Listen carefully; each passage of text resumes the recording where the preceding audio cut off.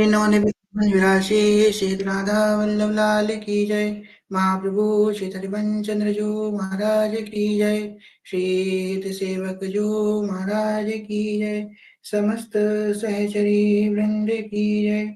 श्री वृंदावन धाम की जय। यमुना रस रानी की जय। समस्त संतार भक्तन की जय। श्री सद्गुरुदेव भगवान की जय। जय जय श्री राधे श्याम। जय जय श्री राधे श्याम। जय जय श्री राधे श्याम। जय जय श्री हरिवंश। भक्ति भक्त भगवंत गुरु चतुरनाथ प्रभु एक। तिनके पद वंदन किए ना सही विघ्न अनेक। जनक सुता जग जननी जानकी अतिशय प्रिय करुणा निधान की। जाके जुग पद कमल नवाऊं तासु कृपा निर्मल मति पाऊं। मखेश्वरी क्रियेश्वरी स्वदेश्वरी सुरेश्वरी त्रिवेद भारतीश्वरी रमाने शासनेश्वरी रमेश्वरी क्षमेश्वरी प्रमोद काननेश्वरी ब्रजेश्वरी ब्रजाधिपे श्री राधिके नमोस्तुते। ब्रजेश्वरी ब्रजाधिपे श्री राधिके नमोस्तुते। प्रथम श्री सेवक पद सिरनाम। प्रथम श्री सेवक पद सिरनाम। करो कृपा श्री दामोदर मोह पे श्री हरिवंश चरण रति पाऊं। प्रथम श्री सेवक पद सिरनाम। गुण गंभीर व्यास नंदन जुके तुम प्रसाद सुजस रस गाऊं। नागरिदास के तुम ही सहायक रसिक अनन्य प्रति मन भाऊं।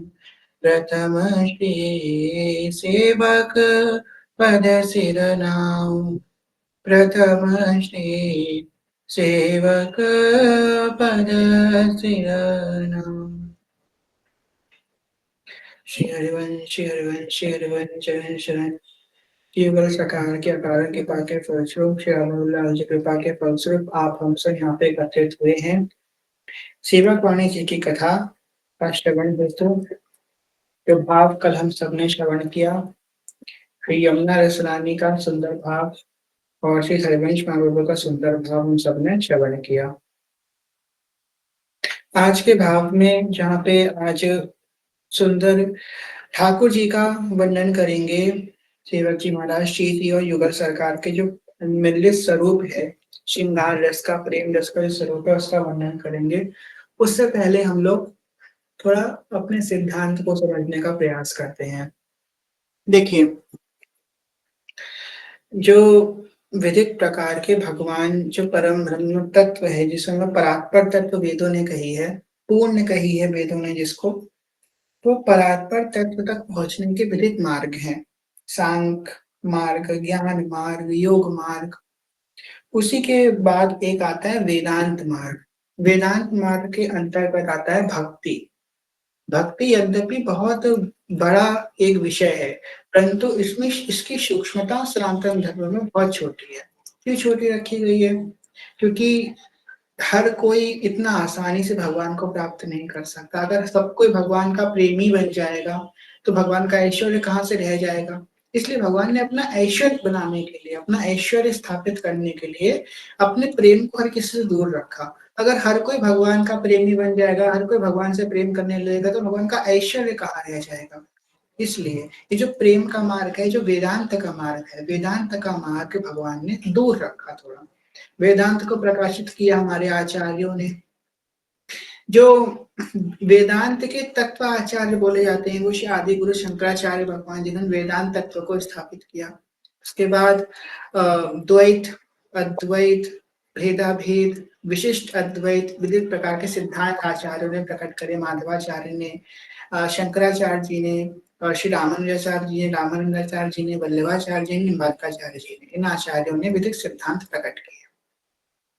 चैतन्य महाप्रभु ने इस द्वैत, विशिष्ट अद्वैत सिद्धांत को थोड़ा सा प्रेम रूप में स्थापित किया।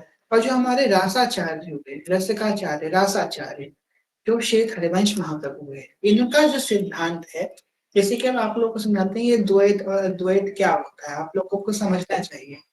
तो द्वैत का मतलब होता है दो, और अद्वैत का मतलब एक। अद्वैत का मतलब होता है कि परात्पर ब्रह्म जो है वो एक है। अद्वैत सिद्धांत के अंतर्गत आता है कि जो ईश्वर है वो ही मनुष्य है, जो तत्व भगवान का है वही तत्व हमारा है, दोनों में बिल्कुल भेद नहीं है। जो हम हैं वही हम भगवान हैं, बस हम अपने आप को समझ नहीं पा रहे। जिस दिन अपने आप को समझ जाएंगे हम भी भगवान हो जाएंगे। ये शंकराचार्य का सिद्धांत, इसको हम लोग अद्वैत सिद्धांत कहते हैं, जिसमें दो भेद नहीं है। अहम ब्रह्मास्मि, शिवो हम सबने सुना है। अहम ब्रह्मास्मि सिद्धांत, इसके अंतर्गत जो हमारे अंदर तत्व है वही ईश्वर के अंदर तत्व है, कोई भेद नहीं है तत्व का, तत्व एक है।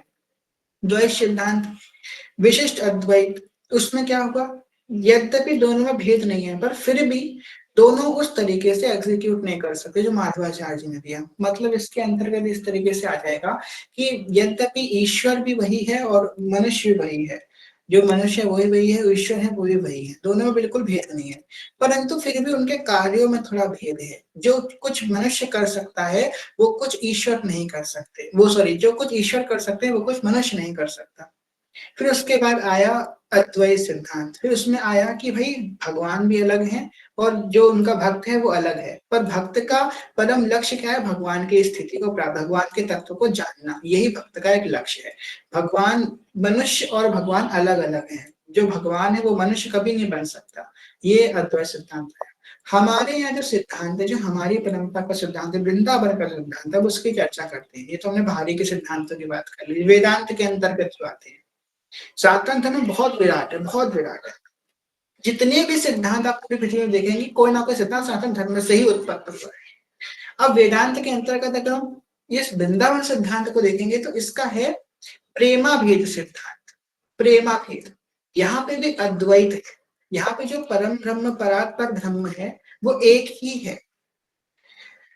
बरसाने की राधिका नंद गाओ नंदलाल, दो मन मिलिए के भय श्री राधा वल्लभ लाल।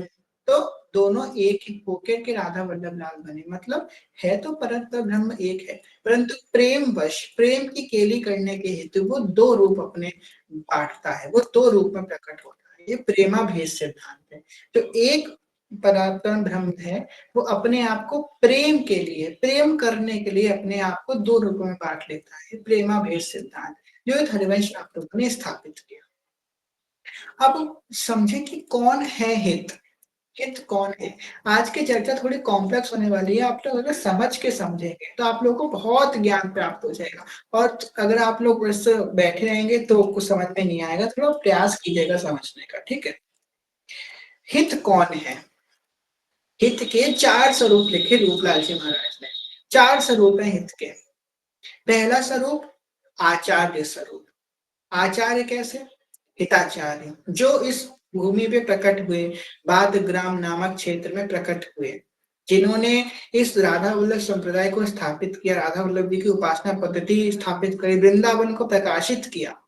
ये राधा वल्लभ वृंदावन को प्रकाशित करने वाले ठाकुर हैं, सब हम जानते हैं। ये पहला जो स्वरूप है हरवंश महाप्रभु का, वह आचार्य स्वरूप, ये आचार रूप में जो हमारे सामने है। दूसरा स्वरूप हरवंश महाप्रभु का कौन सा है, सजनी स्वरूप, इनको हम लोग हित अली कहते हैं, हित सजनी कहते हैं। ये सहचरी स्वरूप जो नवनिवृत्त निकुंज में है, नवनिवृत्त निकुंज में जो हित सजनी का स्वरूप है, वो दूसरा स्वरूप है हरवंश महाप्रभु का।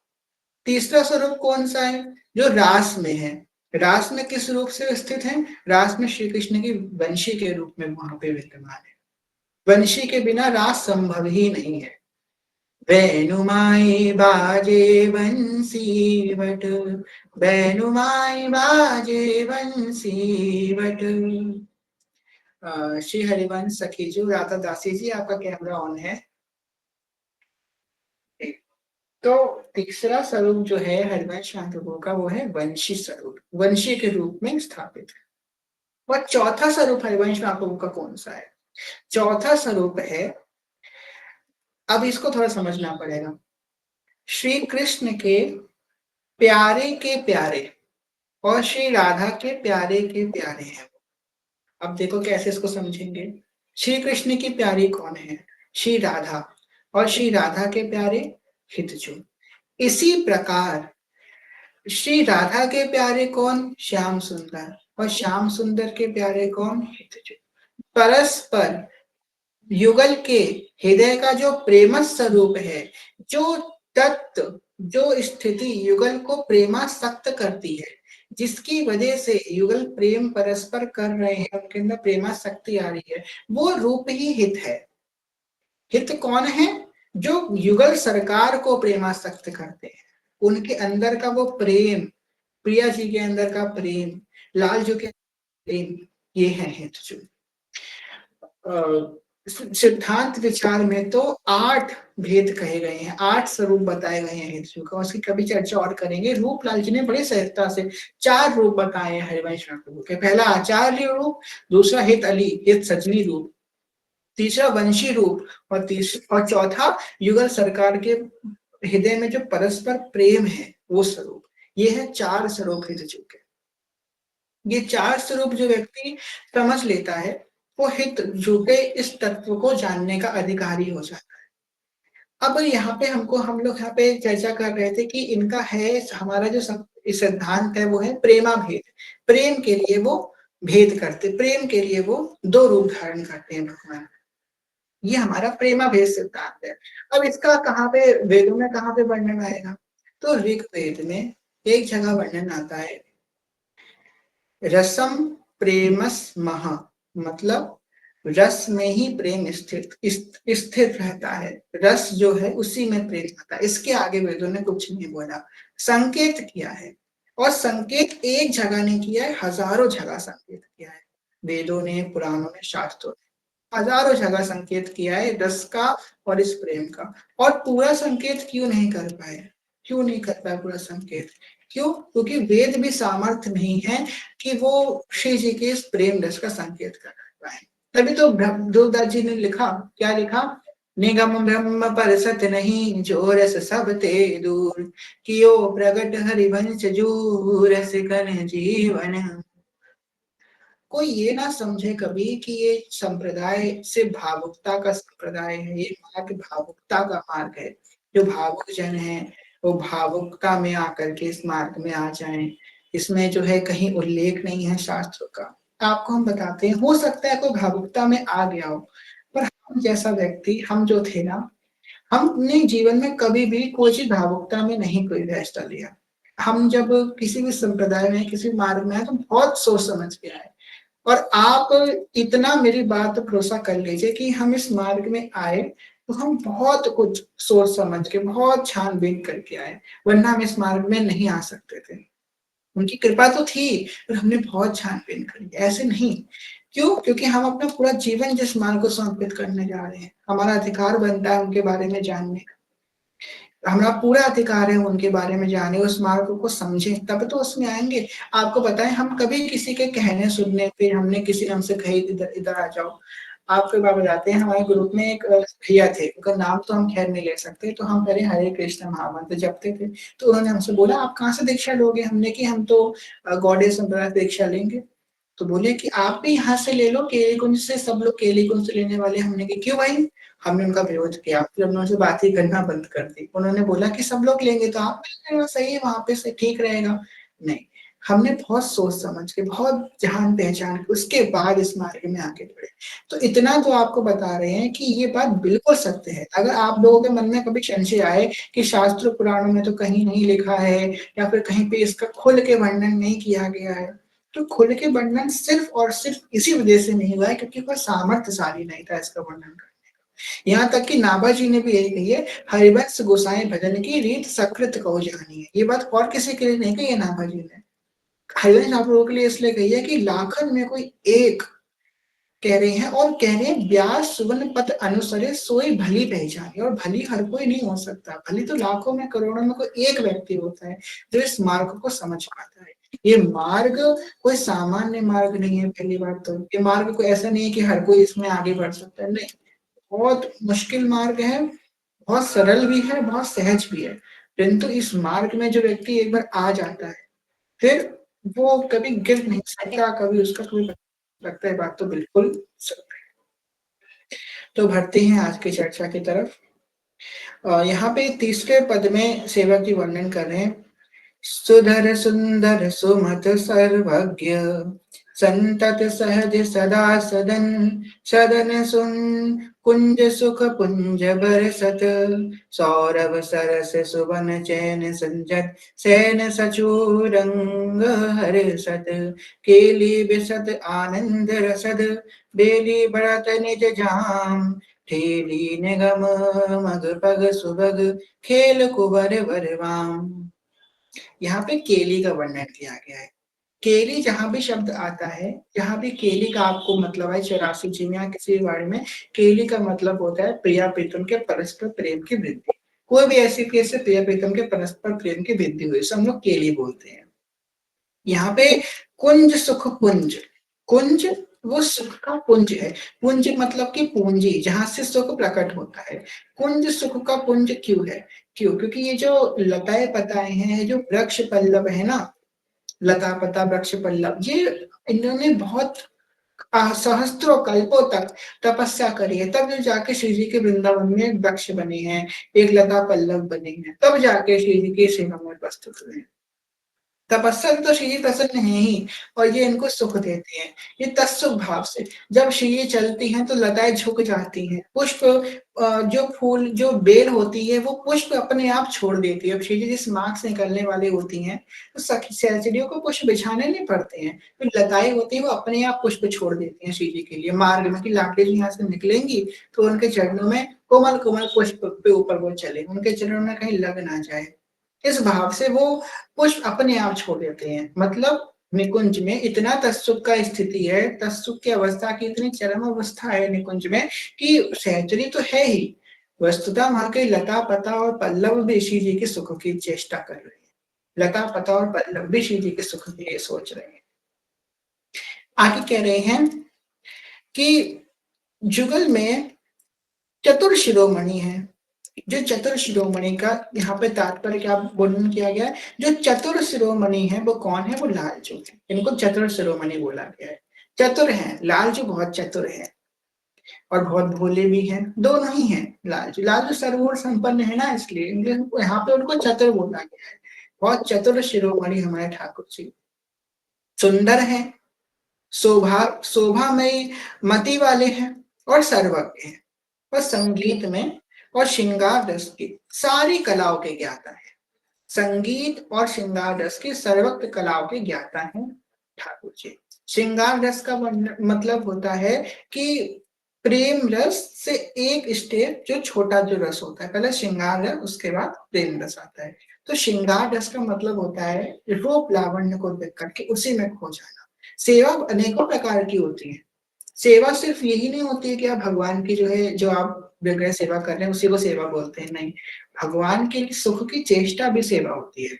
अब कोई व्यक्ति है जो व्यक्ति भगवान के प्रत्यक्ष सेवा नहीं कर सकता, अगर वो मानसी सेवा करता है भगवान की, कि उसने मान भावना करी, ठाकुर जी बैठे उनको हमने स्नान कराया, उनका श्रृंगार किया, वस्त्र पहनाए, आरती करी, मानसी सेवा भी अगर वो करता है तो सिर्फ वो ही स्थिति प्राप्त होती है।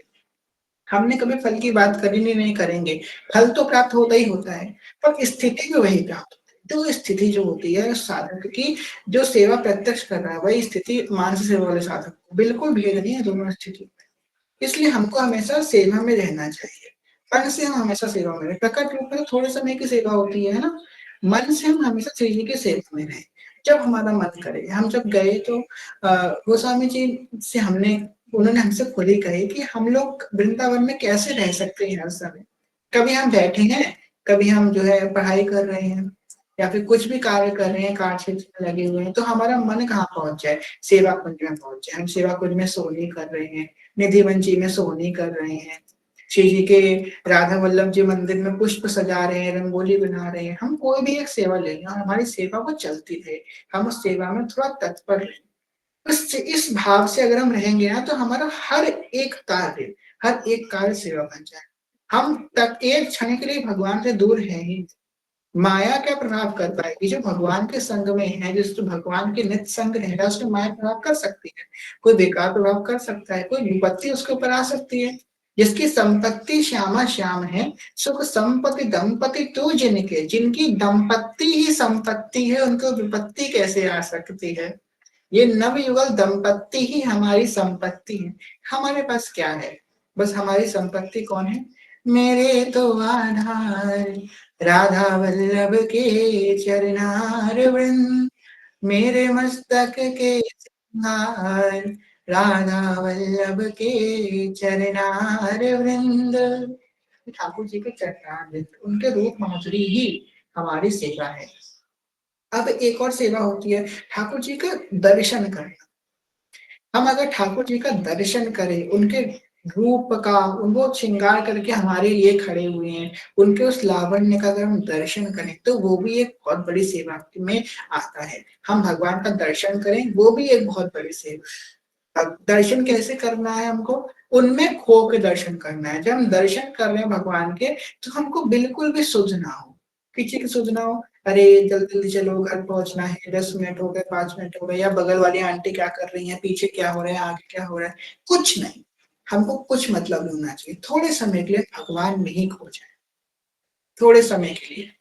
गुरुदेव भगवान कहते हैं इस कलयुग में, जो इस समय जो कलयुग की अवस्था चल रही है, इतनी चरम अवस्था है कलयुग की, अगर आपका आज के समय में 5 मिनट भी भगवान में मन लग रहा है, मन कैसा मन?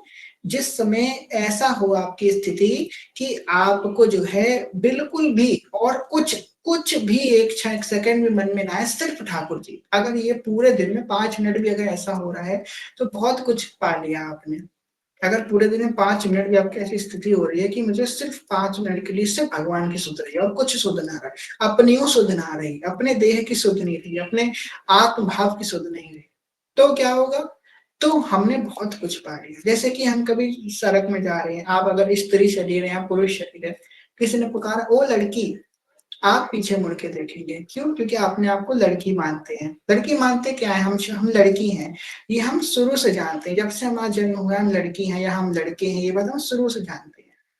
हम शुरू से जानते हैं कि हम लड़के हैं, हम लड़के हैं, हमारे अंदर बैठा हुआ है। ये ही देह की सुध है। और ज्ञानी जिन्होंने बोला है कि ये देह की सुध जब तक हमको रहेगी, तब तक हम भगवान की माया में फंसे रहेंगे। हमको जब कोई बोले श्री राधा या श्री हरिवंश, जब कहीं से भी हमारे कान में भगवान का नाम है, तो हमें एकदम चौंकाना लगता है, जैसे कि हमको ही पुकारा जाता है। क्यों? क्योंकि हम उनसे बिलोंग करते हैं, हमारा उनसे संबंध है। जैसे हम अपने आप को स्त्री मानते हैं, हम अपने आप को पुरुष मानते हैं कि हम ये हैं। कोई हमसे पूछे आप कौन हैं? हमारा नाम ये है, हम ये हैं। हमने किसका परिचय दिया? हमने अपने शरीर का परिचय दिया। ऐसे ही एक बार एक व्यक्ति पूज्य रामकृष्ण परमहंस स्वामी के पास आया। उस व्यक्ति ने कही कि आपको काली माता की बड़ी सुंदर सिद्धि है, हमने सुना। तो वो शांत रहे। बोले कि आप एक काम करना, काली माता को मेरे घर भेज देना। तो बोले अच्छा, हम भेज देंगे काली माता को आपके घर। बोले अरे आपकी बड़ी कृपा होगी। बोले आप अपने घर का पता दे दीजिए, माता को बता देंगे कहाँ जाना है। उसने अपने घर का पता दिया। तो वो बोले स्वामी जी बोले कि ये तो तुम्हारे शरीर का घर का पता है, तुम्हारे घर का पता कहाँ है? तो वो थोड़ा हिचकिचाया। फिर उसने अपनी दुकान का पता दिया।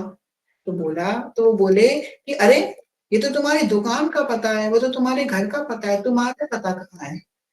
जब उन्होंने ये बोला कि तुम्हारा पता कहाँ है, तब उसको आंतरिक भाव से समझ में आया कि मेरा पता कहाँ है, मैं कहाँ से आया हूँ, मुझे कहाँ जाना है, मेरा पता कहाँ है। हमारा पता ही तो ईश्वर के पास है। हम ईश्वर में तो स्थित होंगे एक दिन जा करके। हमारा पता ही भगवान, हमारा पता ही श्री कृष्ण के चरणारविंद है। इसलिए हमको जो है ज़्यादा सरपंच में नहीं पड़ना, ज़्यादा इधर-उधर भटकना नहीं है, सीधा-सीधा मार्ग है। सीधो चले आपनो धर्म, सीधो चले आपनो धर्म, सेवक जी ने क्या कही है? ज़्यादा भटको मत, ज़्यादा इधर-उधर तुम मत जाओ, सीधे अपने धर्म में चलो। बहुत मार्ग हैं, बहुत कुछ है। जो मार्ग गुरु प्रदत्त हो गया है, कई लोगों को देखा है कि उनको विश्राम नहीं मिल रहा। बहुत कुछ उन्होंने यहाँ पे जप लिए, वहाँ हुआ है, इन भगवान के पास, उन भगवान के पास, कुछ नहीं हो रहा उनको, कुछ भी नहीं प्राप्त हो रहा। वो ये उपाय कर लिए, ये कुछ कर लिया, उनको कुछ प्राप्त नहीं हो रहा। क्यों नहीं हो रहा? उनके काम नहीं बन रहे। क्यों नहीं बन रहे? आप 10 जगह गड्ढा करोगे ना, तो आपको कभी कुछ प्राप्त नहीं होगा। एक ही जगह 10 बार गड्ढा करोगे, तो आप नीचे सतह तक पहुँच जाओगे। इसीलिए एक जगह लगो। बने तो रघुबर ते बने, बिगड़े तो भरपूर। हमारे संप्रदाय में कोई भी व्रत नहीं है। आप देखो, हमारा जो राधा वाला संप्रदाय है, इसमें कोई भी व्रत नहीं है। ना ही एकादशी का व्रत, ना ही राधा अष्टमी का व्रत, ना ही कृष्ण जन्माष्टमी का व्रत, हितोत्सव का व्रत, गुरु गुरु पूर्णिमा का व्रत, कोई व्रत नहीं है हमारे संप्रदाय में। परंतु एक व्रत है, जो ऐसा व्रत है जो व्रत कोई नहीं कर सकता, कठिन व्रत है।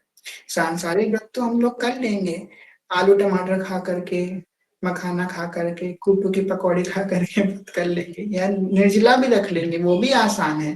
पर एक व्रत है जो हृदय का व्रत है, वो व्रत बहुत मुश्किल है। रसना कटो जुवन रटो, निरखुअन फुटो नैन, श्रवण फुटो जुवन सुनो, बिनु राधा जस बैन। कि मेरी जबान कट जाए मैं और कुछ रटूं, मेरी आंख फूट जाए जो मैं और कुछ देखूं, मेरे कान कट जाए मैं और कुछ सुनूं। इसके अलावा श्री राधा जस में, ये अनन्यता का व्रत, एकमात्र अनन्यता का व्रत। हमारा हमारा सब कुछ छिन जाए, अगर हम किसी काबिल ना बचे, अगर हमने और कुछ सुन लिया, हम बस सिर्फ और सिर्फ अपने श्री जी के। तुलसीदास जी ने क्या कही? बने तो रघुबर थे बने, बिगड़े तो भरपूर। जितनी बिगड़ सकती है, अगर आपको मेरी परेशानी दूर करनी है, श्यामा जी, अगर दिक्कत भी आएगी तो आप ही के पास जाएँगे, सुख आएगा तो आपके पास जाएँगे, दुःख आएगा तो आपके पास आएँगे। परंतु अगर मेरे दुःख का निवारण नहीं हुआ, तो ये नहीं हम किसी और के पास चले जाएँगे, कि यहाँ से तो नहीं बन रहा, वहाँ पे चले जाते हैं, नहीं। बिगड़े तो भरपूर, आप अगर बनानी है तो आप ही से बनेगी, और बिगड़नी है तो जितनी बिगड़ सकती है उतनी बिगड़ जाए, पर हम कहीं और नहीं। कितनी बिगड़ जाएगी? मैक्सिमम क्या हो सकता है? प्राणी तो निकल जाएँगे, इससे बुरा हमारे संग क्या हो सकता है? मनुष्य के लिए इससे बुरा क्या हो सकता है? उसके प्राण निकल जाएँ। प्राणी निकल जाएँगे तो और क्या दुःख में, इससे बड़ा दुःख कोई हो सकता है? वैसे तो भक्त के लिए दुःख नहीं होता, परंतु संसार में देखा जाए कि अगर प्राण निकल जाए, इससे बड़ा दुःख क्या हो सकता है? उसे बहुत टॉर्चर मिला, उसको फाइनेंशियल प्रॉब्लम हुई, उसका तबीयत खराब हुई, ये सब होता रहा। उसके प्राण निकल गए, इससे बड़ा दुःख क्या हो सकता है? जन्म से तो क्या आपको प्राणी तो निकल जाएँगे ना। और अंत में हमारी अनन्यता, जो हम अनन्य भाव से रहे, वो हमको जिता देगी। अनन्य आपको बिल्कुल रहना। और कहते हैं ना, जैसे कि कल जयजन महाराज का एक इंटरव्यू आया था, उसमें उन्होंने बहुत सुंदर बात कही। उन्होंने क्या कही, जब हम किसी अपना हमारे घर में जो बच्चा होता है, उसको हम लाड करते हैं, तो उसके गाल को नोचते हैं पकड़ करके। थोड़ा हल्के से नोचेंगे, वो कुछ नहीं करेगा, थोड़ा और टाइट करेंगे, वो कुछ नहीं करेगा। हम जब तक उसके गाल नहीं छोड़ेंगे, जब तक वो थोड़ा-सा उसके मुख पे इसकी आभा नहीं आएगी कि उसको वो थोड़ा चेष्टा नहीं करेगा, कुछ रिएक्शन नहीं करेगा। जहाँ उसने कोई रिएक्ट किया, उसके गाल हम छोड़ देंगे। तो ये तो हमारे दुलार है, हम प्रिया प्रीतम की गेंद हैं।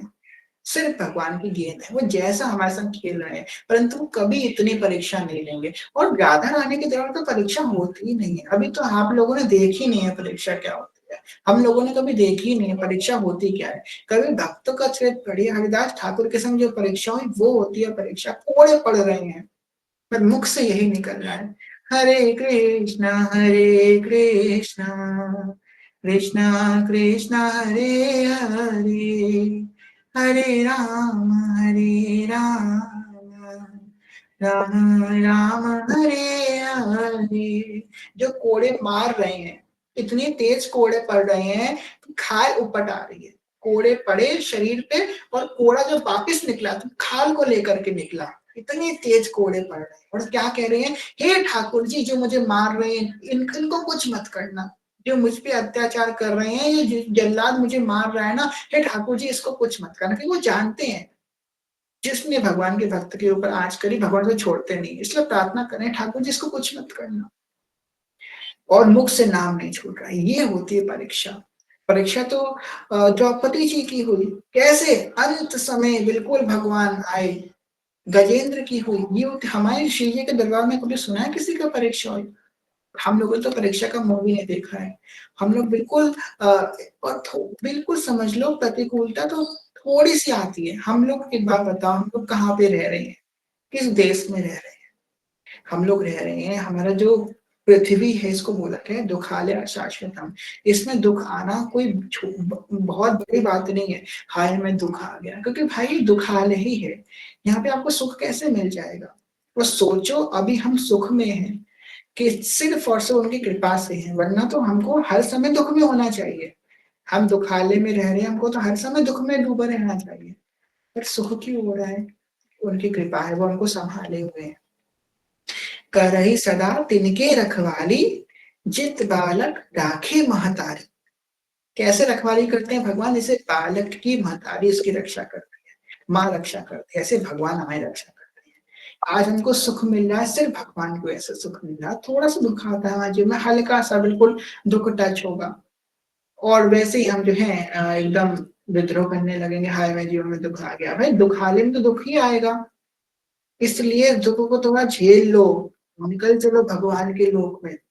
फिर वहाँ से आना नहीं पड़ेगा वापस, निकल चलो उनके पास। दुखालय में दुःख ही आएगा, पर भगवान हम पे कृपा कर रहे हैं। और पता है भगवान कभी आपको इतना दुःख नहीं देंगे, इतना हम आपको लिख के दे सकते हैं। शिव जी के दरबार में, शिव जी के मार्ग में कभी इतना दुःख नहीं मिलेगा कि आप झेल ना पाओ, कभी ऐसा होएगा ही नहीं। भगवान हर अपने बच्चे को जानते हैं कि मेरा बच्चा कौन बच्चा कितना कोटि का है। हर एक बच्चे को जानते हैं, जो जितना मजबूत होगा उसको हिसाब से दुःख देंगे। अगर आप नहीं झेल पाओगे तो भगवान नहीं देंगे। जो आप सोचोगे हाय मेरे को बड़ा दुःख का पहाड़ आ गया, मैं तो झेल ही नहीं पा रहा हूँ, मैं तो अपने जीवन को नष्ट कर दूँगा। भगवान उतना दुःख किसी को देते ही नहीं है, दे ही नहीं सकते, जो वो झेल ना पाए। नहीं देंगे भगवान, नहीं देंगे। आप लोग उसने अपने वो कथा सुनी होगी कि एक 2 शिष्य थे, वो गुरुदेव के पास गए कि भई नहीं एक शिष्य था, वो गुरुदेव के पास गया कि जो लोग अच्छे होते हैं उनके संग बुरा होता है, जो बुरे होते हैं उनके संग अच्छा होता है। उसने देखा कि एक पंडित था, वो जा रहा था, उसके पत्थर लगा, उसके खून बहने लगा और व्यभिचारी था, उसे सोने का सिक्का मिल गया। तो उन्होंने क्या कही कि उसका तो एक्सीडेंट होने वाला था पंडित का, वो तो भगवान ने छोटे से पत्थर मार के उसको ठीक कर दिया। उसको बड़ी सोने की खान मिलने वाली थी और उसके पापों की वजह से एक सिक्का ही उसको मिला।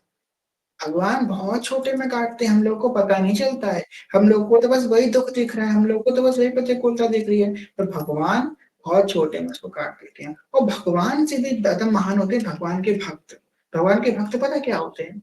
भगवान के भक्त का जो स्थिति होती है, भगवान के भक्त जो होते हैं ना, उनका हृदय कैसा होता है? उनका हृदय ऐसा होता है कि वो जहाँ भी अगर वो व्यक्ति को जानते हों, ना जानते हों, अगर वो किसी का भी दुःख सुन लेते हैं, भगवान के भक्त अगर किसी का दुःख सुन भी लेते हैं, उसी बात को सुनते ही वो उनके मन में संकल्प बन जाता है कि प्रभु उसके दुःख का निवारण कर दे, जिससे भगवान की भक्ति कर सकते हैं। कृतानुसार लोग हमको क्या करना, अरे वो जो भी कर रहे हो, अच्छा हुआ उसके संग ऐसे ही हुआ। ये बात तो कभी भक्त के अंदर आ ही नहीं सकती, अच्छा हुआ उसके संग ऐसे ही हुआ, हाँ, कभी नहीं आ सकती। तो हमेशा सबका मंगल सोचता है। भक्त तभी तो वो भक्त है, तभी तो भगवान के द्वारा पूजनीय है। सदा सबका मंगल सोचेगा, सदा सर्वदा सबका मंगल सोचेगा, वो भक्त है। यहाँ पे सुंदर भगवान के श्री अंगों का वर्णन कर रही हैं। आगे का कह रही हैं कि भगवान श्री कृष्ण अपने कंठ में कैसी माला धारण करें, सुंदर चयन करे हुए पुष्पों की, एक-एक पुष्प चयन करके लाया गया है। उसकी माला ठाकुर जी अपने कंठ में धारण करी। सुंदर श्रृंगार केले की बेली है, जो प्रत्येक क्षण बढ़ती रहती है। अबहि और, अबहि और, वही और। ठाकुर जी का रूप लावण्य, ठाकुर जी की सुंदरता पल-पल बढ़ती रहती है। आप देखो, अब हमने तो ये एक्सपीरियंस किया, आप लोगों ने किया हो ना किया हो, हमने एक बहुत सूक्ष्म वाला एक्सपीरियंस करी है, जब राधा लाल जी का दर्शन करने जाओ, जैसे कि अभी 1 महीने पहले गओ जाओ, तो वो सुंदर दिखेंगे। अगले महीने जाओगे तो अगली बार जब जाओगे तो और सुंदर दिखेंगे। उसके बाद थोड़े दिनों बाद और जाओगे तो और सुंदर दिखेंगे। भैया हमारे संग तो ऐसा होता है, अब आप लोग संग पता नहीं। हमने तो ये बात नोटिस करी है कि जब-जब राधा लाल जी के दर्शन करने जाओ, वो हर बार और सुंदर दिखाई देते हैं, और सुंदर, अबहि और, अबहि और, अबहि और। वो तो तत्क्षण सुंदर ही सुंदर होते जा रहे हैं, इन्फिनिटी है। सुंदर जैसे ब्रह्मांड है, ब्रह्मांड साइंस कहती है कि ब्रह्मांड इन्फिनिटी है, यहाँ पे कोई क्षण नहीं है, अनेकों-अनेकों ग्रह, अनेकों-अनेकों सौरमंडल बन रहे हैं, टूट रहे हैं हर एक क्षण में। इसी प्रकार भगवान का सौंदर्य भी इन्फिनिटी है, वो हमेशा बढ़ता रहेगा। कह रहे हैं कि श्रृंगार केली की बेली प्रत्येक क्षण बढ़ रही है। आगे कह रहे हैं कि श्री श्याम घन, श्री श्याम सुंदर कि श्रेष्ठ वामा श्री विश्वभानुनंदिनी। सुंदर ऐसा लग रहा है कि सोने की अंगूठी में नीलम मणि धारण करे और उनके चरण कलमों में खेल रहे हैं। ठाकुर जी किसके चरण कलमों में खेल रहे हैं? राधा रानी के चरण कलमों में ठाकुर जी खेल रहे हैं। इसी क्रम में एक बात याद आई कि अभी हम लोगों ने नंदोत्सव मनाया, जन्माष्टमी मनाई, कल ठाकुर जी की छठी है। छठी भी सबको मनानी चाहिए अपने घर में ठाकुर जी की। हम सब ने अपने बच्चों की छठी मनाई है, हमारे घर में बच्चे हुए हैं, उन सबकी हमने छठी मनाई है ना। ठाकुर जी भी हैं, ठाकुर जी तो सबसे विशेष है हमारे घर के मेंबर, तो उनकी छठी हम सबको मनानी चाहिए। तो छठी में आप लोग क्या कर सकते हैं? लल्ला के सुन के मैं आई, जसोदा मैया दे दे बधाई, इस प्रकार बधाइयां गा सकते हैं। और भगवान को पीले रंग के कपड़े पहनाए जाते हैं। छठी वाले दिन पीला श्रृंगार होता है ठाकुर जी का, और कढ़ी, चावल, दही बड़े, पूरी, पुआ इन सब का भोग लगता है भगवान को। दही का भोग लगता है और सुंदर भलाई गीत गाए जाते हैं। इस प्रकार अपने घर में छठी मना सकते हैं कल ठाकुर जी की। उसके बाद प्रसाद सब में वितरण किया जाता है। जितना बाँट सके उतना प्रसाद बाँटे। अच्छा एक बात बताओ, किन-किन लोगों ने अपने घर में जन्माष्टमी में कुछ पकवान बनाया ठाकुर जी के लिए? किनके हैंड रेज़ करो सब लोग जिन्होंने पकवान बनाया अपने घर में ठाकुर जन्माष्टमी में। अच्छा, बहुत सारे लोगों ने बनाया है। करते रहिए, किस-किस ने बनाया ठाकुर जी के लिए? कुछ भी बनाया पकवान अपने घर में। अच्छा, करीबन 23-24, हाँ, 24 लोग हैं करीबन जिन्होंने ठाकुर जी के लिए पकवान बनाया, सुंदर। चलो, अब इसमें से वो लोग डाउन कर लो। नहीं, वो लोग हैंड रेज़ रखना जिन्होंने इस पकवान को बाँटा, इस प्रसाद को बाँटा सब में। किसने बाँटा है? जिसने नहीं बाँटा है वो हैंड डाउन कर लो, कि किसने इस प्रसाद को बाँटा है। अपने घर वालों को बाँटना नहीं कह रहे हैं हम, जो बाहर के लोग हैं उनको भी बाँटा है इस प्रसाद को। जो हमारे घर कोई आया उसको भी बाँटा, आस-पड़ोस के चले गए उनको भी बाँटा। प्रसाद को बाँटा किस-किसने है? हुँ, लोगों ने बाँटा है। बहुत सुंदर। कि हमको प्रसाद को अवश्य बाँटना चाहिए। ये बात हमेशा याद रखिएगा कि हम प्रसाद को ठाकुर जी के अवश्य बाँटें। जब किसी के घर लल्ला होता है तो कैसे मिठाई बाँटी जाती है ना? हमको जो है प्रसाद अवश्य बाँटना है, इसलिए प्रसाद अवश्य बाँटें। सब लोग हैंड डाउन कर सकते हैं अपने। तो भई प्रसाद अवश्य बाँटें ठाकुर जी का। प्रसाद नहीं बाँटेंगे तो गलत बात है ना, सबको प्रसाद का सुख मिलना चाहिए। इसलिए कल प्रसाद बनाएँ और बाँटें ज़रूर भगवान का प्रसाद। भले ही आप एक व्यक्ति को बाँटें, पर बाँटें ज़रूर। और हमारे घर में तो हमारे इधर साइड तो हमेशा ये रिवाज आता जा रहा है कि जब भी कोई त्योहार होता है, तो ब्राह्मण देव को भोजन कराया जाता है। तो अगर आप लोग ऐसा करा सकें, कराएँ। ब्राह्मण देवता को घर में जब भी कोई भी व्यक्ति हो ना, हम लोग गृहस्थ हैं, तो हम लोगों का धर्म है ब्राह्मणों की सेवा करना। ब्राह्मणों की सेवा तो अवश्य करनी चाहिए। इसलिए आपके घर में कभी कोई उत्सव अगर जैसी प्रतिकूलता, हमको किसी की परिस्थिति नहीं पता, अगर अनुकूलता हो तो ब्राह्मण देवता को घर बुलाइए, ये तो सबसे बढ़िया हमारे घर में तो ऐसे ही होता आ रहा है। ब्राह्मण देवता को घर बुलाइए, कोई भी हो, भगवान को भोग लगाइए, उसके बाद पहले सबसे पहले ब्राह्मण देवता को भगाइए। उसके बाद उनके यथायोग्य पूजन करके उसके बाद सब लोग खाते पाएँ प्रसाद। कुछ भी हो, या फिर अगर ब्राह्मण देवता नहीं आ पा रहे हैं तो उनके लिए टिफ़िन लगा के मंदिर भेज दीजिए, ये तो करना ही चाहिए। तो परंपरा हम लोगों के बड़े-बूढ़ों की है और हम लोगों को निभानी चाहिए। जितने लोग अगर जैसे कि रीना सखी पूछ रही हैं किसको बाँटें? जैसे कि रीना सखी आप टीचर हैं, तो अपने स्टूडेंट्स को ही बाँट दीजिए प्रसाद, जिसको आप प्रसाद बाँट सकें, जो आपके आने-वाले घर वाले हों, जो बहुत से लोग के घर में आते हैं जो है मेड्स वगैरह आती हैं, उनको बाँटें, सबको प्रसाद अवश्य बाँटें ठाकुर जी का, बहुत ज़रूरी होता है प्रसाद बाँटना। इसलिए यहाँ पे बोला गया है कि भई जिनके वामांग में वृषभानु नंदिनी नीलमणि के समान शोभायमान हो रही हैं, उनके चरणों में ठाकुर जी खेल रहे हैं। ठाकुर जी क्या कर रहे हैं? खेल रहे हैं राधा रानी के चरण कमल। और इसी क्रम से एक बात और कथा में आप लोगों को बतानी है कि जैसे कि आप सभी को पता है 11 सितंबर को राधाष्टमी है। बहुत विशेष हम सबका त्योहार है राधाष्टमी। तो राधाष्टमी का क्रम कैसे होगा? आप सबको अभी बता देते हैं, इससे आप लोग प्रिपरेशन कर लें और राधाष्टमी सब मनाएँ, अपने घर में अवश्य मनाएँ।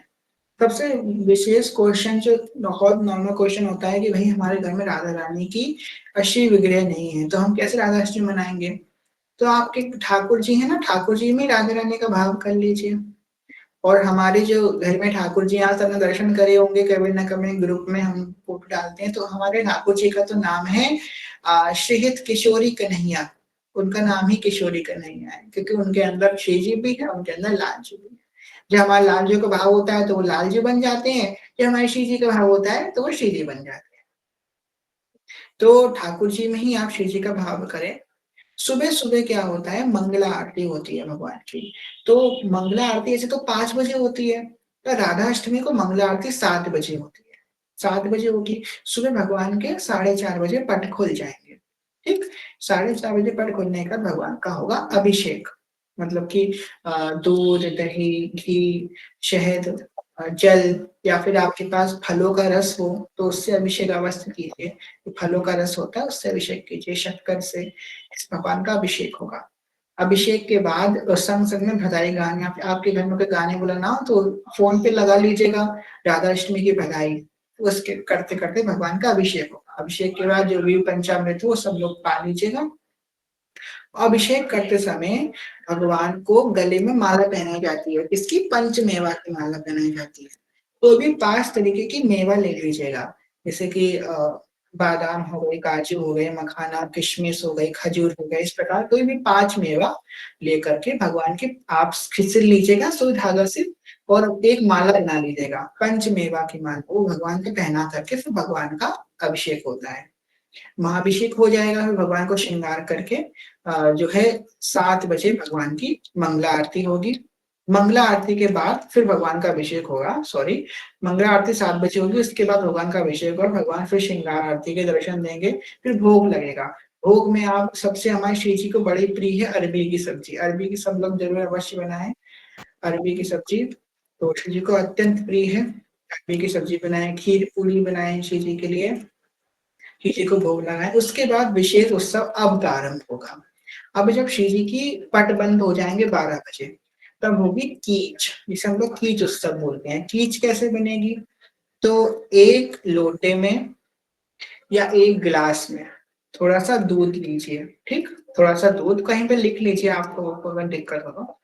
दूध ले लीजिए, दही ले लीजिए, इत्र ले लीजिए, केसर ले लीजिए, गुलाब जल ले लीजिए और हल्दी ले लीजिए। इतना चीज़ें लेकर के उसको मिक्स कर लीजिए। उसको बोलते हैं खीर। ब्रजवासिन ने दूध दही को कीच उड़ायो है। आहा ब्रजवासिन में दूध दही को कीच उड़ायो है। सजनी चलो बधाई देनो भानु घर लाली आई है। लाली आई है ब्रज की महारानी आई है, सजनी चलो बधाई देने, भानुगर लाली आई है। जी सखी जो कढ़ी बना सकते हैं, अवश्य कढ़ी बना सकते हैं। तो फिर उसके बाद कीच उत्सव मनेगा। कीच कैसे होगी तो आप समझ लीजिए, सबसे पहले कीच जो होगी, सबसे पहली कीच उड़ाई जाएगी श्री जी के पास। श्री जी को कीच लगाई जाएगी, मतलब कि वो जो आपने जो लिक्विड बनाया है ना, उसको श्री जी के चरणों में अर्पित करें, सखियों के चरणों, राधा वल्लभ जी के, गुरुदेव के, हरिवंश प्रभु के चरणों अर्पित करें। उसके बाद घर में जितने लोग हैं, उसको उन सबको जो है कीच उन सब में उड़ाएं, मतलब कि आनंद लें एक तरीके का। कीच उड़ा उड़ा के राधा प्यारी जन्म लियो, हरिवंश प्यारे जन्म लियो, इस प्रकार पद गाते गाते आप लोग आनंद कर सकते हैं। अपने मंदिर में कीच उड़ाएं, अपने घर में कीच उड़ाएं, सबको कीच लगाएं, या फिर अगर कीच उड़ा नहीं सकते हैं तो गाल में, अपने माथे पे कीच अवश्य धारण जरूर करें। अपने घर में उस दिन कीच जरूर धारण करें सब लोग। फिर उसके बाद शाम के समय होंगे सतिया। सतिया बनेंगे, जैसे आपने अभी जन्माष्टमी में सतिया बनाए होंगे सबने, और राधाष्टमी पे तो अभी नहीं बनाए, तो राधाष्टमी पे अवश्य बनाइएगा। ध्वजा आपके घर में लगा हो, कि सबके घर में ध्वजा होना चाहिए, ध्वजा पूजन होता है। अगर ध्वजा नहीं लगा है तो लगा लीजिए, सबके घर में ध्वजा तो लगना ही चाहिए। कोई भी ऐसी जगह देख लीजिए, छोटा सा ध्वजा लगे, पर ध्वजा आप सबके घर में होना चाहिए। ध्वजा पूजन कीजिए शाम के समय, या फिर कलश पूजन कर सकते हैं। कलश पूजन करने के बाद आप जो है सतिया पूजन कर सकते हैं, सतिया बना सकते हैं अपने मंदिर में, स्वास्तिक जिसको बोलते हैं। और उस दिन जो है ब्राह्मणों को भोजन अवश्य कराएं। जब ऋषि भानु जी के घर लाली भई ना, तो ब्राह्मणों ने स्वस्ति उच्चार किया। करत ब्राह्मण स्वस्ति उच्चारण, इस प्रकार एक पद में वर्णन आता है कि ब्राह्मणों ने स्वस्ति का उच्चारण किया। स्वस्ति वचन कहते हैं ना, हरि ओम ऐसे करके जो स्वस्ति उच्चारण होता है, इसे हम सबने सुना हुआ है। हमको तो नहीं आता श्री जी कृपा से, तो स्वस्ति उच्चारण कर सकते हैं। कीच बच जाए उसका क्या करना है, कीच पीनी नहीं है, आप नहीं पी पाएंगी, कीच नहीं पीजिएगा हे भगवान। वो कीच आप पूरी उड़ा दीजिए, आपस में कर लीजिएगा, उसे पीजिएगा मत, पीने के लिए नहीं है वो। हे कृष्णा। तो आप जो है स्वस्ति उच्चारण आप लोग यूट्यूब पे लगा लीजिएगा, सुन कीजिएगा, और ब्राह्मणों को अवश्य भोजन कराएं। अगर ब्राह्मण घर पे आ सकें तो उनको घर पे बुला करके भोजन करवाएं। इससे हमारे घर में कोई शुभ कार्य होता है ना, तो ये बहुत मंगल शुभ कार्य है। श्री जी से हमारे बहुत सारे रिश्ते हैं। सबसे पहले रिश्ता हमारी माँ है, वो हमारी जगत की माता है, जगत जननी है, एक रिश्ता वो हो गया। दूसरी हमारे संप्रदाय के अकॉर्डिंग हमारी स्वामिनी, हमारी सहचरी है। हम श्री जी की सहचरी हो, तो श्री जी तुम्हारी सहचरी हुई। श्री जी हमारी सहचरी, हम उनकी सहचरी, तो श्री जी हमारी सखी है, हमारी स्वामिनी है। तीसरा रिश्ता क्या हो गया, श्री जी हमारी गुरु है, हमारे संप्रदाय की जो प्रधान गुरु है। राधे वैष्णव संप्रदाय कर्ता आचार्य, राधा, हमारे संप्रदाय की आचार्य कौन है, राधा रानी। तो सबसे पहला रिश्ता ये हो गया, राधा रानी गुरु हो गई, हमारी आचार्य हो गई, हमारी इष्ट हो गई, हमारी सखियचरी हो गई, हमारी माँ हो गई, हमारे सारे रिश्ते श्री जी से। इसलिए भाई आ, जो है श्री जी से जो है इस उस सबको जरूर मिलाइए, ब्राह्मणों को भोजन करवाइए। आप कोई चैरिटी कर सके तो अवश्य करें। जो लोग हैं उनको, जो लोग नहीं अफोर्ड कर पाते उनको भोजन कराइए जा करके। सेवा कीजिए, गौ माता की सेवा कीजिए, तुलसी जी की सेवा कीजिए, बहुत आनंद आएगा। और आप लोग शायद मेरे ख्याल से कीच समझ नहीं पा रहे, कीच बहुत आवश्यक है, इसलिए सब लोग ध्यान से सुनिएगा। कीच आप लोग जरूर बनाइएगा, कीच के बिना आप लोग राधा अष्टमी बिल्कुल फीकी फीकी लगेगी आपको, ये बहुत विशेष चीज है। फिर से आप लोग ध्यान से सुन लीजिए, कीच बनाने के कैसे कीच बनेगी। दूध, दही, ठीक है, दूध, दही, हल्दी, केसर, गुलाब जल, इत्र। दूध, दही, हल्दी, केसर, गुलाब जल, इत्र, 6 सामग्री है, इनको मिक्स करके आप लोग बना सकते हैं। ईच थोड़ी सी बनाइएगा, तो आप लोग आपस में घर वालों को सबको लगा सकते हैं। गुलाब जल और इत्र भी मिलाइएगा, इस प्रकार को कीच वो सब कर सकते हैं। और राधा वल्लभ लाइव आएगा राधा वल्लभ मंदिर से, उसके भी दर्शन अवश्य कीजिएगा। तो ऐसे राधा अष्टमी हमारे यहाँ मनती है। वैसे तो बहुत विस्तृत है, राधा अष्टमी की बधाइयां हमारे यहाँ आज से चालू, जाने कब से चालू हो गई शिव जी के उत्सव की बधाइयां। पर हम लोग कुंज में भी अवश्य प्रारंभ करेंगे, जैसी शिव जी की इच्छा होगी। तो उत्सव आप लोग आराम से मनाइए, और कल सब लोग छठी मनाए ठाकुर जी की, बहुत आनंद आएगा। जय श्री हरिवंश। तो आज के भाव को यहीं पे विश्राम करते हैं। कल श्री जी के वर्णन आएगा, उसके बाद श्याम सुंदर तो श्री जी की जो जुगल छवि है उसका वर्णन आएगा। निकिसी कुंज ठाड़े भये जुगा भुजा परस पर अंश श्री राधा वल्लभ मुख कमल निरखी नयन हरिवंश। बहुत सुंदर उनकी छवि, सूरत छवि का वर्णन आएगा। तो कल की कथा में अवश्य पधारिएगा। कहने सुनने को भूल चुके हो क्षमा कीजिएगा। आप सभी से प्रेम में ज्ञान करती हैं, बहुत छोटे हैं, कोई भूल चुके क्षमा कीजिएगा। वाञ्छकल्पतरुभ्यश्च कृपा सिन्धुभ्य एव च पतितानां पावनेभ्यो वैष्णवेभ्यो नमो नमः। जय जय श्री नवनिवृत्त मुकुंद विलासी श्री राधा वल्लभ लाल की जय। महाप्रभु श्री हरिवंश चंद्र जी महाराज की जय। श्री हरि सेवक जो महाराज की जय। समस्त सहचरी वृंद की जय। श्री वृंदावन धाम की जय। श्री यमुना रस रानी की जय। समस्त संत हरिभक्तन की जय। श्री सद्गुरुदेव भगवान की जय। जय जय श्री राधे श्याम, जय जय श्री राधे श्याम, जय जय श्री राधे श्याम, जय जय श्री हरिवंश। श्री हरिवंश चरण शरण, श्री हरिवंश चरण शरण, श्री हरिवंश चरण शरण, जय जय श्री हरिवंश।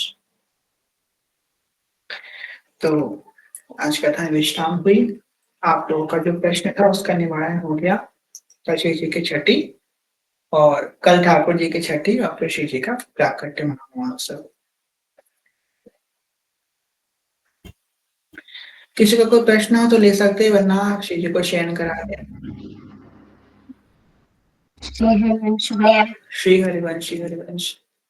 ये आपने अभी कहा कि प्रभु हमें दुख नहीं देते एक लिमिट से ज्यादा। जी हाँ जी। यदि जो अभी रिसेंट कोलकाता केस हुआ या दिल्ली का निर्भया कांड हुआ, वो एक लिमिट से ज्यादा ही दुख नहीं था। और यदि हम इसे माने कि कर्मों का फल था, तो प्रभु ने इतना दुख दिया। देखिए, भगवान ने भगवान क्यों दुख देंगे? आप एक बात बताइए। जब भगवान ने गीता कही तो आखिरी में अर्जुन से भगवान ने क्या कही? भगवान ने कही अर्जुन से कि अर्जुन, मैंने तुमको सर्वोच्च ज्ञान दे दिया है, अब तुम जो कर सको, जो तुमको सही लगे सो तुम करो। भगवान ने ये कही। भगवान एक ये भी कह सकते हैं कि भगवान दुख सुख देते हैं, परंतु दुख का कारण देखो, भगवान ने हमको दोनों मार्ग दिए हैं, हमको सत्य भी दिया है, हमको असत्य भी दिया है। हम जैसे चलेंगे हमको वैसा उसका परिणाम मिलेगा। अगर हम दुख हमको मिल रहा है, हमको संसार में हमको दुख मिल रहा है या ऐसी स्थिति है और फिर हम उसके निवारण के लिए कुछ अच्छा नहीं करेंगे, फिर हम और दुख में घिरते चले जाएंगे। जैसे कि आपने जिन केसों का नाम लिया, ये है जैसे कि कल ही आप लोगों को कथा में हमने कही कि ये रत्न है। हमारे सनातन धर्म में कुछ रत्न बताए गए हैं, जैसे कि स्त्री रत्न है, गंगा जी रत्न है, गौ माता रत्न है। तो जैसे जैसे कलयुग बढ़ेगा वैसे वैसे क्या होगा, रत्नों, ये जो रत्न है इनकी हानि होनी चालू हो जाएगी, इन पे संकट आना प्रारंभ हो जाएगा। संकट आएगा, स्त्री पे संकट आएगा, गौ माता पे संकट आएगा, गंगा यमुना में संकट आएगा। आप तीनों संकट देख रहे हैं, हम सब लोग देख रहे हैं कि किस प्रकार गौ माता पे, यमुना, गंगा जी यमुना जी में आ रहा है, स्त्रियों पे आ रहा है। ये रत्न है, क्योंकि ये बहुत प्रीशियस चीजें हैं, इसलिए इन पे संकट। पहले के समय में क्या होता था, लड़कियों को घर के बाहर नहीं जाने देते थे, बहुत संभाल करके रखते थे। क्यों रखते थे? पता है क्यों रखते थे? क्यों? क्योंकि वो इतनी प्रीशियस है, इतनी ज्यादा वैल्यू है उनकी, इतनी प्रीशियस है वो, कि जैसे कि जो पत्थर होता है ना, उसको तो कहीं भी पटक के फेंक दो, उसकी कोई वैल्यू नहीं होती है। जो पुरुष है उनकी ज्यादा कोई वैल्यू नहीं है। वो जो हीरा होता है, रत्न होता है, उसे कैसे डिब्बे में संभाल करके रखा जाता है, तो हीरा है, इसकी हम उनको इसको बहुत संभाल करके रखना है। तो बस वही बात है। यहाँ पे ये आप लोग ये ना समझिएगा कि हम ये कह रहे हैं कि बाहर नहीं निकलना चाहिए। देखिए, बस बात ये है कि कलयुग का व्यभिचार है, मनुष्य की बुद्धि बहुत गंदी हो गई है, बहुत गंदी हो गई है। आप लोग तो खैर, आप लोगों से क्या कहें, कथा में हर उम्र के लोग यहाँ पे आते हैं, वरना हाँ, आप लोगों को क्या बताएं, इतनी गंदी व्यभिचार बुद्धि हो गई। आजकल का युवा जो है वो हर चीज में गलत बात सोचेगा। जिसकी बुद्धि इतनी गंदी है वो चेष्टा कैसे होगी उसकी? इसकी बुद्धि गंदी है। तो बस ये सखी, ये कलयुग का प्रभाव है, अभी तो और बढ़ेगा कलयुग। श्री अरविंद जी, जी, जी। राधे राधे। राधे, राधे। भैया मेरा उस दिन तो एग्जाम रहेगा, वो राधाष्टमी के दिन, तो क्या शॉर्ट में नहीं बना सकते हम? कितने बजे आएँगे आप? मैं करीबन 1:30 बजे। हाफ ईयरली चलेगा इसीलिए। ठीक है, आप आके कर लीजिएगा, 1:30 के बाद ही होता है वैसे टीच तो। ठीक है, मैं फिर आपसे पर्सनली पूछ लूंगा। जी, जी, जी, आप पर्सनली पूछ और लीजिए। व्रत तो नहीं करना?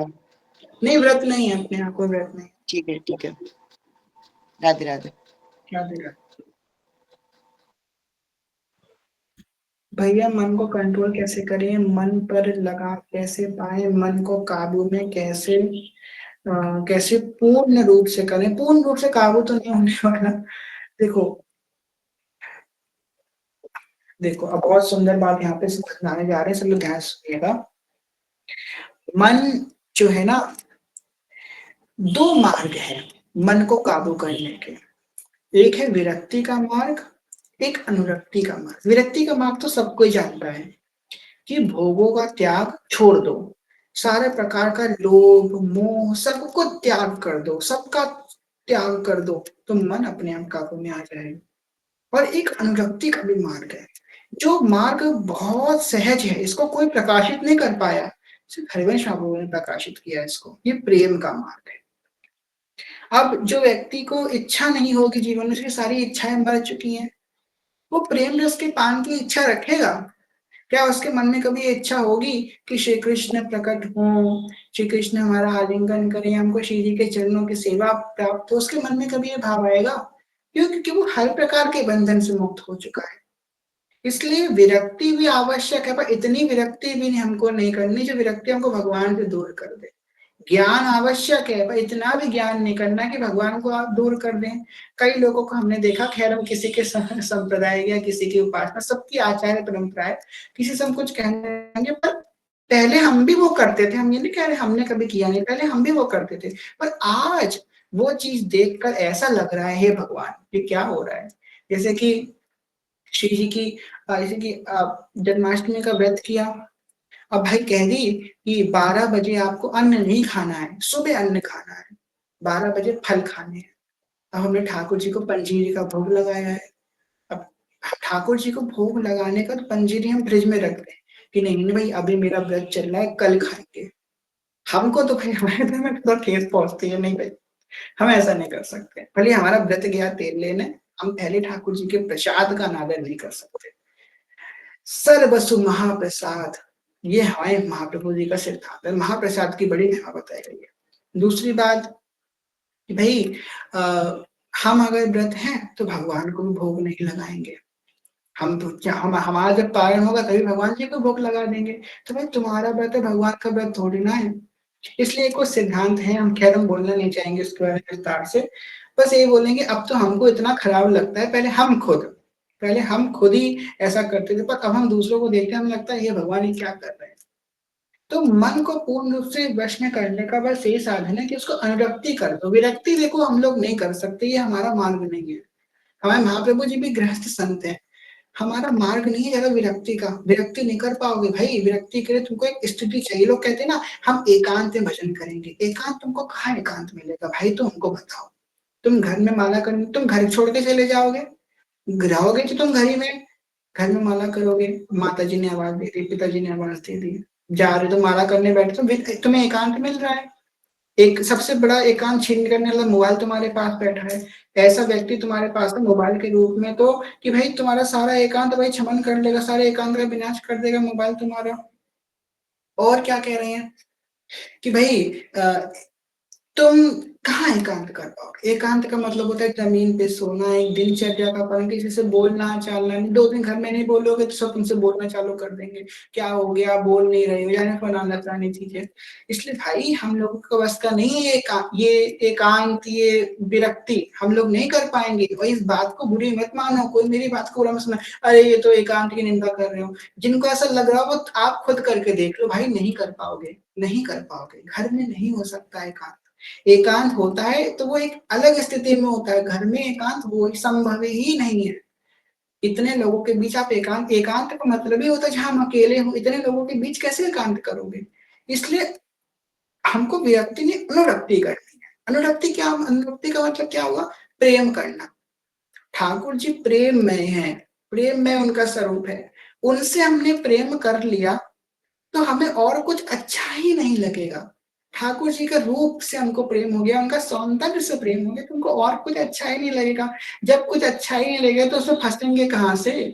हम नॉन-वेज में हमारा नॉन-वेज खाने का मन नहीं है, तो क्या हम नॉन-वेज के मुँह में फँसेंगे? नहीं फँसेंगे क्योंकि हम खा ही नहीं सकते कभी।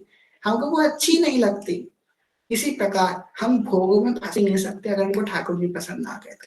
ठाकुर जी से प्रेम हो जाएगा तो और कहीं मन जाएगा ही नहीं। जब मन ही नहीं जाएगा तो उसमें फँसेंगे कहाँ से? इसलिए अनुरक्ति नंद के लाल से अनुरक्ति कर लोगे, विश्वामित्र की नंदिनी से अनुरक्ति कर लोगे तो तुम्हें संसार से विरक्ति करने की आवश्यकता ही नहीं। सब अपने आप छूट जाएगा। कि हमारे यहाँ गाँव में एक कहावत प्रचलित है कि जब कोई लड़का बिगड़ रहा होता है, कहते हैं इसका ब्याह करा दो सुधर जाएगा। क्यों? एक जगह मन बंध जाएगा तो सुधर जाएगा। इसी प्रकार इसका ब्याह करा दो, अपने मन का ब्याह कर दो ठाकुर जी से। एक जगह बंध जाएगा ना तो सुधर जाएगा तुम्हारा मन। मन का ब्याह कर दो नंदलाल से। नंदलाल से ब्याह हो जाएगा जिस दिन मन का, उस दिन मन बंध जाएगा, फिर कहीं नहीं जा पाएगा। तुमको एकांत की आवश्यकता ही नहीं है, तुम्हें विरक्ति की आवश्यकता ही नहीं है। नंदलाल से मन लग जाएगा तो तुम कहीं भी भक्ति कर सकते हो। जो कई हम लोगों ने हमने देखा है ऐसा, बड़ी महात्माओं से भेंट हुई तो भाई उनको 2 दिन अगर वो लोग ऐसी व्यवस्था में ऐसे गए हैं, विरक्त हैं जो कहीं इधर-उधर रुक पा रहे हैं, उनकी साधना खराब होने लगती है। 2 दिन अगर वो उनको एकांत ना मिले तो उनका साधना खराब होने लगती है। तो मुझे तो बड़ा आश्चर्य होता है कि भाई आपकी सहस्त्रों वर्षों की साधना का क्या फल हुआ? ये 2 दिन में आपकी साधना खराब हो रही है। 2 दिन में आप संसार में रह कर के आपकी साधना खराब हो रही है, आपका मन नहीं लग रहा, आप परम ज्योति को देख नहीं पा रहे। सिर्फ 2 दिन के संसार में जाने के बाद सालों भर आपने क्या किया? पर जो प्रेमी होता है, वो कहीं भी भक्ति कर सकता है, कहीं भी भक्ति कर सकता है। मीराबाई ने ऐसे माहौल में भक्ति कर ली। विभीषण जी ने कहा मंकापुर में भक्ति कर ली क्योंकि उनके हृदय का शादी हो चुकी थी। उनका हृदय जो है अनुरक्त हो चुका था ठाकुर जी में। हृदय को अनुरक्त करो। अपने आप को तुम संसार से दूर नहीं कर सकते, गृहस्थ तो बिल्कुल नहीं कर सकते। इस बात को मन में बैठा लो। हम संसार नहीं छोड़ सकते। हमें संसार में रह करके भक्ति करनी है। वो एकमात्र साधन है प्रेम। जो प्रेम कर लेगा उसे कुछ छोड़ने की जरूरत नहीं है क्योंकि उसका मन कहीं जाएगा ही नहीं। प्रेम हो गया तो मन कहीं नहीं जाएगा। बहुत सिंपल साधन है। इसलिए प्रेम कर लो ठाकुर जी से, मन कहीं नहीं जाएगा। शिकायत ही नहीं आएगी कि कहीं जा रहा है। प्रेम के बाद कहाँ जाता है? जी, कुछ ज़्यादा लंबा हो गया। खैर 1-2 प्रश्न और लेते हैं फिर कथा को विश्राम करेंगे। क्या हम काउंटर गिफ्ट दे सकते हैं किसी को चाहिए हो तो हम सोचते हैं उन्हें शौक से एक माला भी करें तो बड़ी कृपा होगी, इसमें पाप नहीं होगा। नहीं, काउंटर गिफ्ट कर सकते हैं, कोई बुरी बात नहीं है। और सखी जो फास्ट रखते हैं वो 10 को रखेंगे ना, 10 की 11 की सुबह 12 देखिए पहली बात तो 2 परंपराएँ। हमारे संप्रदाय में सुबह शिव जी का जन्म होता है और कहीं होता है 12 बजे। कुछ संप्रदाय मानते हैं कि शिव जी का जन्म होता है दोपहर में 12 बजे। अपने संप्रदाय में मानते हैं 4 बजे। अब आप जहाँ से जुड़ी हुई हैं वहाँ पता कीजिए कि हमारे आपके संप्रदाय में सुबह 4 बजे जन्म होता है कि 5 बजे होता है। इसलिए हमारे यहाँ संभव ही नहीं राधाष्टमी का व्रत रखना क्योंकि देखो भाई व्रत कैसे रखा जाएगा? जब 4 बजे तो शिव जी का जन्म ही हो जाएगा। 4 बजे पहले थोड़ी ना कोई खाता है, वो तो अपने आप ही व्रत हो जाएगा। हमने 12 बजे ही किया था पहले भी, 4 बजे किया था। आपने 4 बजे किया था, तो आप एक काम कीजिए, आप जहाँ से जुड़ी हुई हैं, वहाँ पे एक बार पता कर लीजिए कि आपके यहाँ कैसे हो रहा है। क्योंकि हम इस पे अगर कोई टिप्पणी करेंगे तो हो सकता है क्योंकि हम अपने अकॉर्डिंग बताएँगे इस वजह से। एक और है, भैया मुझे एक के वैष्णव जी ने जप माला दी थी नाम जप करने के लिए, क्या मैं उस माला से नाम जप कर सकती हूँ? क्या मैं खुद नई परचेज करूँ? नीम की माला है भैया, नाम जप है, प्लीज मार्गदर्शन करें। अगर आप परचेज कर सकती हैं तो हम आपको ये सेशन देंगे, आप परचेज करें। माला किसी की दी हुई नहीं जप करनी चाहिए, ये शास्त्र सिद्धांत भी मना करते हैं कि भाई किसी की दी हुई माला से जप, काउंटर यूज कर सकते हैं, मतलब माँ का किसी की यूज ना करें तो ही सही है।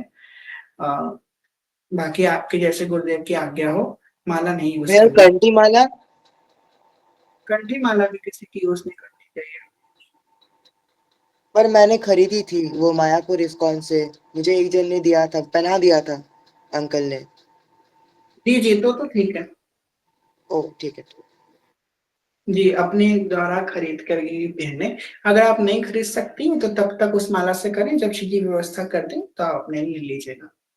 परिवार वालों के बीच सही बोले तो मैं गलत हूँ, और कुछ ना कहूँ तो भी गलत हूँ, तो उस स्थिति में क्या करना चाहिए? परिवार वालों को छोड़ दो, एक बार कहे अभी के अभी रातों रात गायब हो जाऊंगा, उत्तर दो। अरे बाप रे, आप रातों रात गायब हो जाएंगे?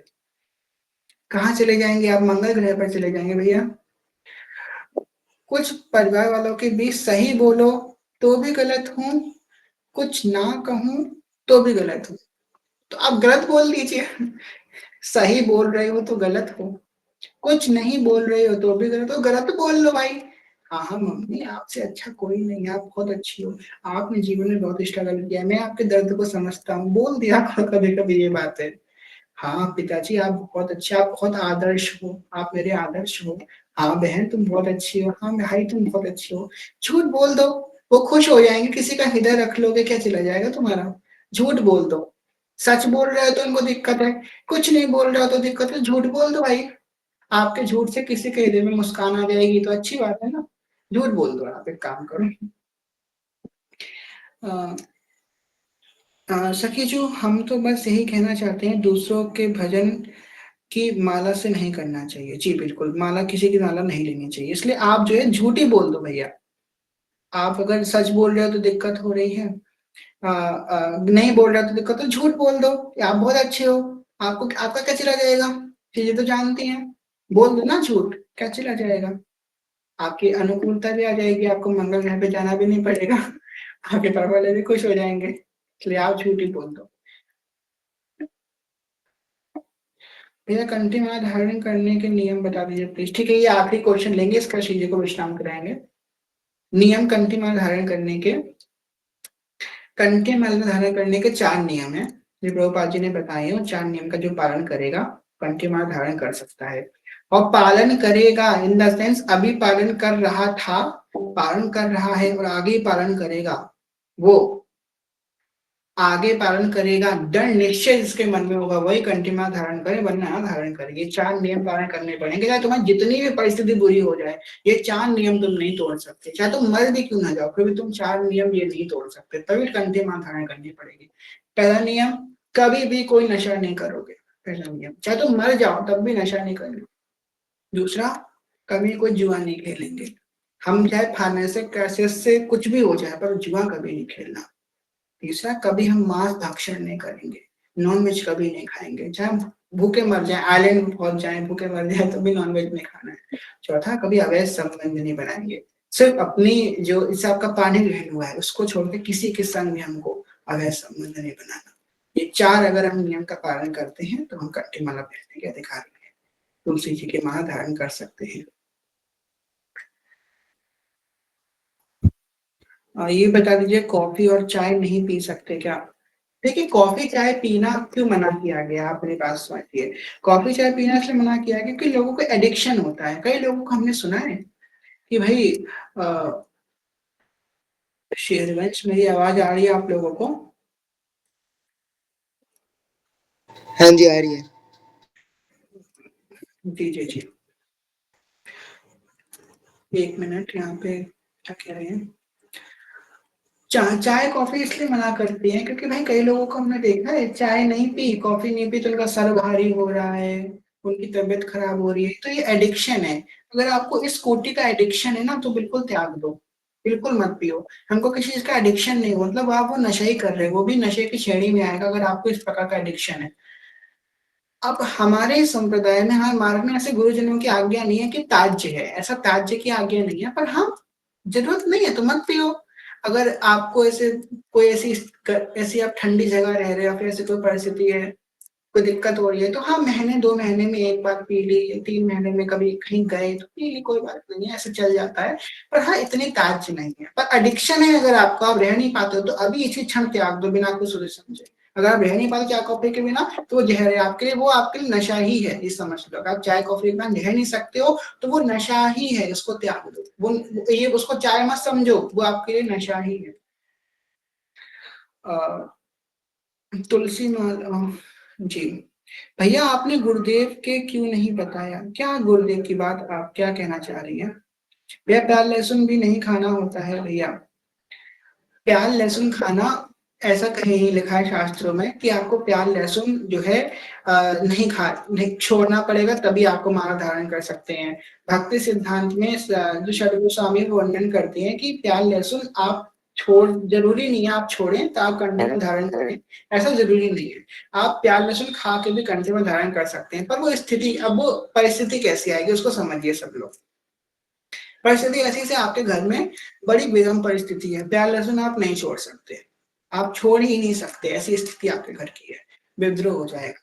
तो ऐसी स्थिति में आप भगवान का प्रसाद मान के उस प्याज लहसुन को ग्रहण करो, कंठे में धारण कर लो। पर एक शर्त रखना कि आप ठेले पे मोमोज खाते हुए ना दिख जाना। मोमोज हो गया, स्प्रिंग, ये सब आप इतना सब कम चीजें खा रहे हो प्याज लहसुन की, अरे भाई हम तो प्याज लहसुन खाते नहीं, नहीं नहीं। सिर्फ आप ऐसी परिस्थिति में ही खाओगे, ऐसे तो आप त्याज्य करोगे, प्याज लहसुन आपको नहीं खाना है। पर जब ऐसी स्थिति आएगी कि आपको जबरदस्ती खाना पड़ रहा है, तब भगवान का नाम लेकर खा लोगे, तो आप कंठे वाला पहन सकते हो। पर इस तरीके से नहीं। अगर पर हाँ, गुरु परंपरा से अगर कोई जोड़ रहे हो तो आपको प्याज लहसुन छोड़ना पड़ेगा। अगर आप अभी श्री जी को गुरु मान के, गुरु भाव रखते श्री जी के प्रति नियम नहीं लिए हो कहीं से, अभी आपकी गुरु श्री जी हैं या श्री कृष्ण है, तो आप कंठी में उनको छुआ करके प्याज लहसुन नहीं छोड़ो तो भी कर सकते हो। पर हाँ, प्याज लहसुन मन से नहीं खाना है, परिस्थिति खराब होगी, विकम परिस्थिति होगी तभी खाना है। ये वैसे रुद्राक्ष और कंठी माला एक साथ पहन सकते हैं? जी क्या चीज? रुद्राक्ष और कंठी माला। हाँ पहन सकते हैं, दोनों पहन सकते हैं एक साथ। जी धन्यवाद श्रीवंश। चलिए अब जो है श्री जी को भी शयन कराते हैं, बहुत देर हो गई। खैर कोई भूल चुके क्षमा कीजिएगा, जिनके प्रश्न नहीं आ पाए वो हमको इनबॉक्स कर दीजिएगा या तो कल की कथा में पूछ लीजिएगा। आज के सभी भाव श्री जी के चरणों में समर्पित। सबको बुद्धि दें, सबको बल दें, सबको भक्ति दें। जय श्री कृष्ण।